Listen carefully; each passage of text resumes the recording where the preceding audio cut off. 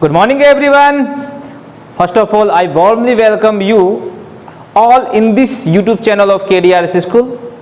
I hope that all of you will be perfectly healthy at your homes. Last time I taught you elementary canal, and today I am teaching you digestive glands. In this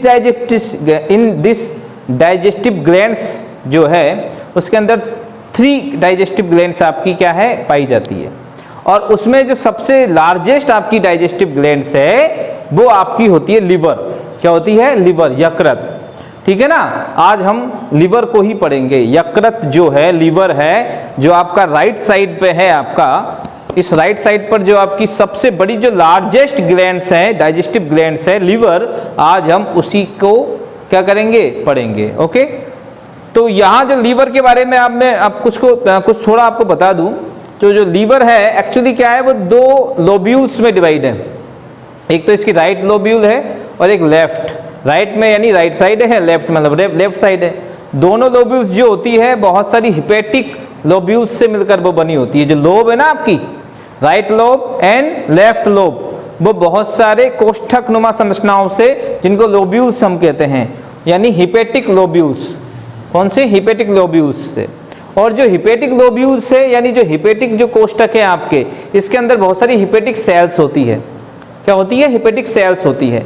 और ये hepatic sales जो होती है वो central vein के चारों तरफ radial, जो आपका रेडियल मतलब आर्य या रेडिएटिक हम कह सकते हैं, उस रूप से अरेंज्ड होती है। ये जो सेंट्रल वेन है उसके चारों ओर जो हिपेटिक सेल्स है, इन ईच हिपेटिक लोब्यूल्स, यानी प्रत्येक हिपेटिक लोब्यूल्स में जो हिपेटिक सेल्स हैं उसका अरेंजमेंट कैसा होता है? रेडिएटिक अरेंज होती है, यानी रेडियल यानी आर्य रूप में, सीधी जो आड़ी जो लाइनें होती है उस रूप में ये अरेंज्ड होती है सेंट्रल वेन के चारों ओर। ठीक है, outer of central vein.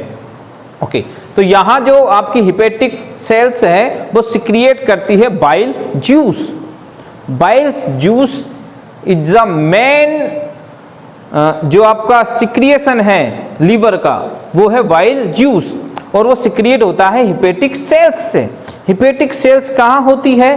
Hepatic cells होती है हिपेटिक लोब्यूल्स में। हिपेटिक लोब्यूल्स कहाँ होती है? हिपेटिक लोब्यूल्स पाई जाती है right and left each liver lobe, या right liver lobe and left liver lobe, दोनों ही लोब्स में हिपेटिक लोब्यूल्स पाई जाती है। ओके। तो जो संरचनात्मक यानी स्ट्रक्चरल एंड फंक्शनल और क्रियात्मक जो यूनिट है वो है हिपेटिक सेल्स।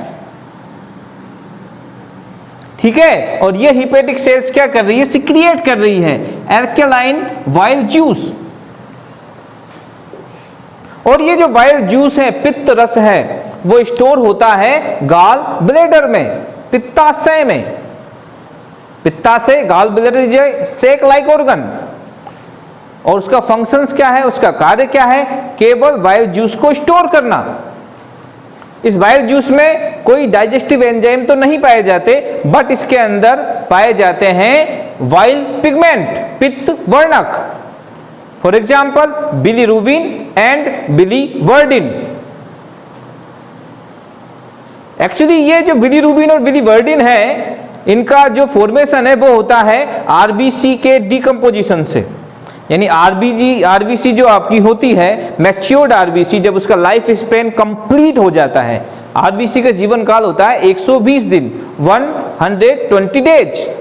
आफ्टर 120 डेज, यानी जो कंप्लीट उसका लाइफ स्पेन हो जाता है, तो वो डेड हो जाती है। फिर उसका डिकम्पोजिशन होता है, अपघटन होता है। उसके बाद वो बनाता है pile pigments, bilirubin and biliverdin. इसके अलावा इसके अंदर बाइल सॉल्ट होते हैं, कोलेस्ट्रॉल होता है, and phospholipids also found in bile juice. Okay. तो लास्ट में एक बार रिवाइज कर देते हैं। आई थिंक लीवर आपका क्लियरली अंडरस्टूड हो गया होगा। देखिए, liver is the largest glands and its weight each 1.5 kilogram. Okay, लगभग 1.5 किलो यानी 1.5 किलोग्राम इसका क्या वेट है। Of the human body. It is bilobed, यानी दो पालियों से मिली हुई है, bilobed, right lobe and left lobe. Large जो है वो राइट लोब है, और जो स्मॉलर देन राइट लोब क्या है, जो लेफ्ट लोब है वो क्या है, स्मॉल है। किसकी तुलना में, लार्ज जो लार्ज जो राइट लोब है आपकी, लार्ज का मतलब बड़ी, कौन सी है, राइट। जो दाईं जो आपका भाग है वो बड़ा है, जो लोब है वो बड़ी है, और जो आपकी लेफ्ट साइड में है वो क्या है, छोटी है। Each lobe is formed of many hepatic lobules. A lobules has many hepatic cells. Arrangement मैंने बताया था, arranged as radiating plates around a central vein, around a central vein. They secretes, यानी hepatic cells secrete alkaline bile juice, पितरस। और ये जो alkaline bile juice है वो टेम्परेरी रूप से स्टोर होता है किसमें, बाइल जूस जो है वो किसमें स्टोर होता है, in gall bladder, until it is needed by the small intestine। यानी स्मॉल इंटेस्टाइन में एक स्फिंक्टर होता है, Oddi sphincter, sphincter of Oddi, sphincter of Oddi, वो क्या करता है, उसको कंट्रोल करता है इस बाइल जूस को, कि वो वहां पर पहुंचे या नहीं पहुंचे। भाई हमने भोजन लिया, भोजन लेने के बाद जो फूड आपने गेन किया वो स्टमक में पहुंचा, स्टमक में उसका डाइजेशन हुआ, बट उसका कंप्लीट डाइजेशन नहीं हुआ है। कंप्लीट डाइजेशन होगा उसका जब स्मॉल इंटेस्टाइन में वो क्या पहुंचेगा। जब स्मॉल इंटेस्टाइन में वो रीच्ड हो रहा है, पहुंच रहा है, चाइम कहेंगे उसको, क्या कहते हैं, चाइम। तो चाइम जब स्मॉल इंटेस्टाइन में पहुंच रहा है तभी तो बाइल जूस की नीडेड होगी, और जब बाइल जूस की नीड होगी तब तक के लिए वो किसमें टेम्परेरी रूप से स्टोर है, गॉल ब्लैडर में। जैसे ही आपका फूड जो है स्मॉल इंटेस्टाइन में पहुंचेगा, बाइल जूस जो है वो आपके पहुंच जाएगा स्मॉल इंटेस्टाइन में। उसको कंट्रोल कौन करता है, स्फिंक्टर ऑफ ओडी, ओडी। उसके बाद अच्छा ये करता क्या है, बाइल जूस करता क्या है, बाइल जूस मुख्यतः इमल्सिफिकेशन करता है।